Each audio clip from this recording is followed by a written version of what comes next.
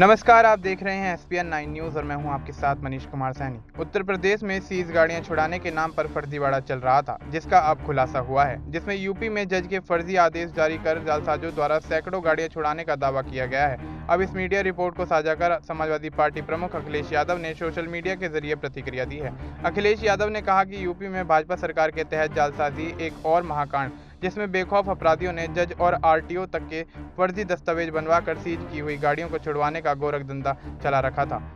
गृह मंत्री जी और परिवहन मंत्री जी की कोई जवाबदेही नहीं है। जनता पूछ रही है, कोई है? सपा प्रमुख द्वारा शेयर की गई मीडिया रिपोर्ट में बदायूं जिले के जज के फर्जी आदेश को आधार बनाने का दावा किया गया है, जिसके आधार पर गाड़ियों को छुड़ाया गया है। रिपोर्ट में गोरखधंधे की पोल खोलने का भी दावा किया गया है। वहीं पुलिस को भी इस मामले की जानकारी होने का दावा किया गया है। उनके द्वारा शेयर की गई रिपोर्ट में कुछ बड़े अधिकारियों के इस मामले में मिले होने का भी दावा किया जा रहा है। रिपोर्ट की माने तो इस मामले के सामने आने के बाद पुलिस अलर्ट है और शहर में कई जगहों पर लगातार छापेमारी चल रही है।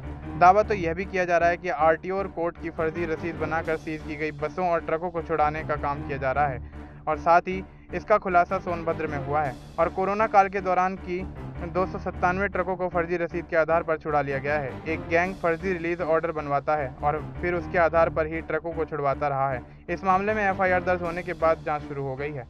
अब देखना यह होगा इस मामले में क्या कुछ निकल कर आता है, क्योंकि हाल ही में यूपी में उपचुनाव का माहौल बनता हुआ देखा जा रहा है। ऐसे में उपचुनाव के दौरान इस तरह की चीज़ें निकल कर आती हैं तो आने वाले समय में योगी सरकार की मुश्किलें बढ़ सकती हैं, क्योंकि सत्ताधारी योगी सरकार को लेकर तमाम राजनीतिक पार्टियां शिकंजा कसती हुई नजर आ रही हैं, चाहे चंद्रशेखर आज़ाद की आज़ाद समाज पार्टी हो या बहुजन समाज पार्टी और मायावती। और ऐसे में अब देखना ये होगा कि क्या कुछ यहाँ पर योगी सरकार के द्वारा निर्णय लिया जाता है और केंद्र की सरकार इसमें क्या कुछ अहम भूमिका निभाती हुई नजर आती है, क्योंकि उपचुनाव के माहौल को देखते हुए इस तरह के मामले निकल कर आने पर सरकार पर शिकंजा कसता हुआ देखा जा रहा है। ऐसे में अब देखना ये होगा कि नरेंद्र मोदी का इस पर क्या कुछ रुख रहता है। देश और दुनिया से जुड़ी तमाम जानकारी के लिए आप देखते रहिए एसपीएन 9 न्यूज़।